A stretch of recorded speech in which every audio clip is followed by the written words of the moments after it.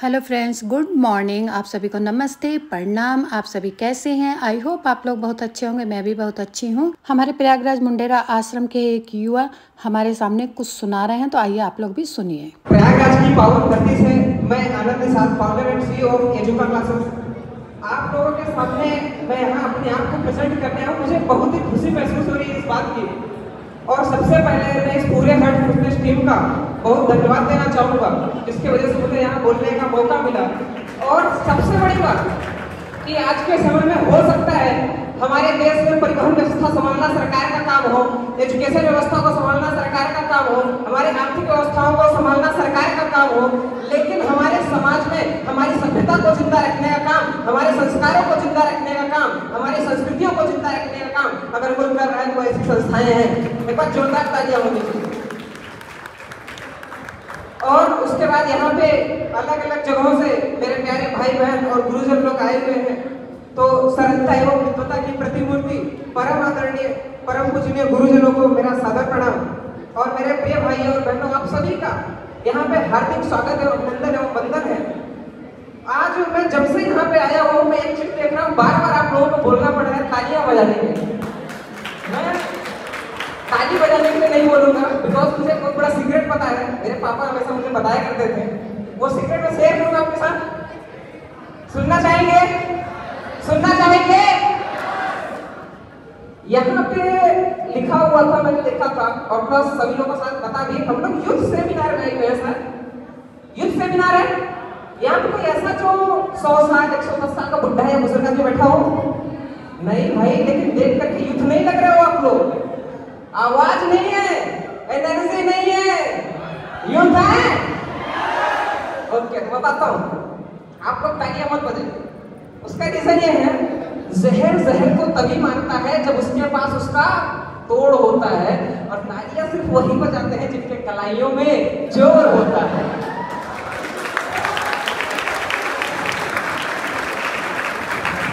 एक संक्षिप्त का परिचय देना चाहूंगा अपना एक कलमकार के रूप में, कि मैं वो कलम नहीं हूं जो बिक जाती है दरबारों में, मैं वो कलम नहीं हूं जो बिक जाती हो दरबारों में, मैं सपनों की दीपशिखा हूं अंधियारे चौबारों में, मैं वाणी का राजदूत हूं, सच में मरने वाला हूं, डाकू को डाकू कहने की हिम्मत करने वाला हूं, मेरी कलम बचत देती है अंधियारों से लड़ने की, राजमहल के राजदूत के आगे तन के अड़ने की, और उस कवि का मर जाना ही अच्छा है जो खुददार नहीं।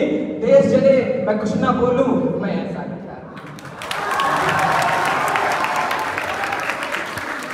छोटी सी कविता प्रस्तुत करना चाहूंगा आप लोग के सामने। वो दृश्य प्रकट करना चाहूंगा जब किसी सैनिक का पार्थिव शरीर आता होगा उसके घर तक, तो उस पार्थिव शरीर को देख करके वहां का क्या माहौल होता होगा, क्या दृश्य होता होगा।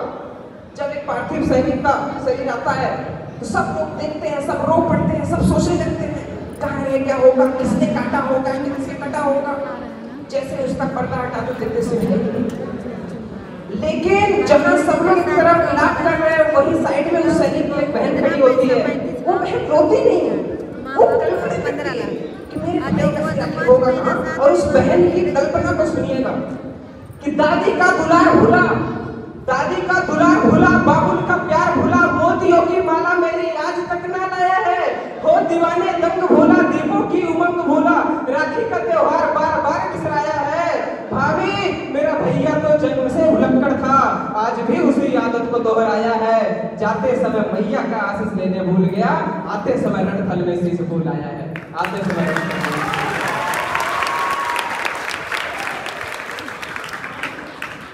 आगे बोलना चाहूंगा कि सेना पर पत्थरबाजों को कोई इतना बतला दो, सेना पर पत्थरबाजों को कोई इतना बतला दो, ये गांधी के गाल नहीं है, उनको इतना समझा दो। जब चौराहों पर हत्या के महीनों खंडित होते हो, भारत माता की मर्यादा के मंजर खंडित होते हो, जब कस भारत के नारे हो गुलमर्गा की गलियों में, शिमला समझौता चलता हो बंदूकों की गलियों में, तब केवल आवश्यकता है हिम्मत की खुददारी की, दिल्ली केवल दो गोली मोहलत दे तैयारी की, सेना को आदेश थमा दो, घाटी गैर नहीं होगी, और जहां तक नहीं मिलेगा उनकी खैर नहीं होगी, जहां तक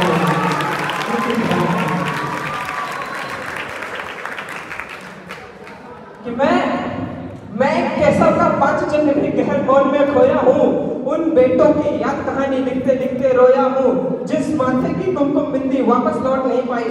थोड़ा सा पारिवारिक माहौल में आ रहा हूँ सैनिक के, समझने का प्रयास करिएगा कि मैं केशव का 5 जन्म भी गहन मौन में खोया हूँ, उन बेटों की याद कहानी लिखते लिखते रोया हूँ, जिस माथे की कुमकुम बिंदी वापस लौट नहीं पाई। चुटकी झुमके पायल ले गई कुर्बानी की यमराई, कुछ बहनों की राखी जल गई है बर्फीली घाटी में, बेटी के गठबंधन मिल गए हैं करगिल की माटी में। पर्वत पर कितने सिंदूरी सपने दफन हुए होंगे, 20 बसंतों के मधुमासी जीवन हवन हुए होंगे। एक पल का एहसास लीजिएगा कि टूटी चूड़ी धुला महावर रूठा कंगन हाथों का, कोई मोल नहीं दे सकता बासंती जज्बातों का, कोई मोल नहीं दे सकता बासंती जज्बातों का।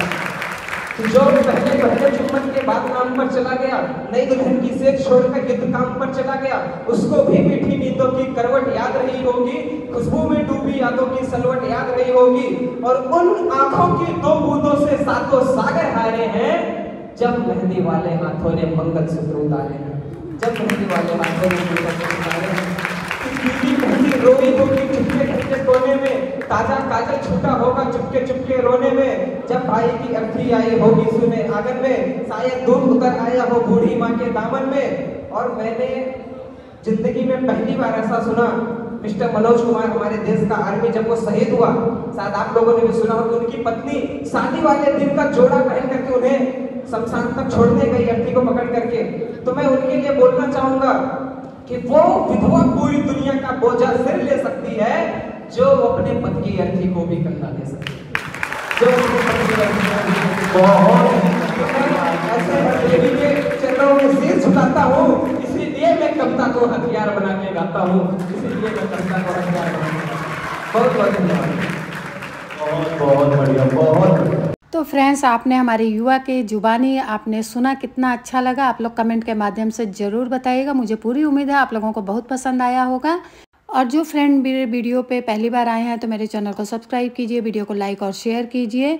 मैं मिलती हूँ नेक्स्ट वीडियो में, तब तक के लिए फ्रेंड्स नमस्ते, प्रणाम, बाय बाय। प्रेम से बोलिए हर हर महादेव।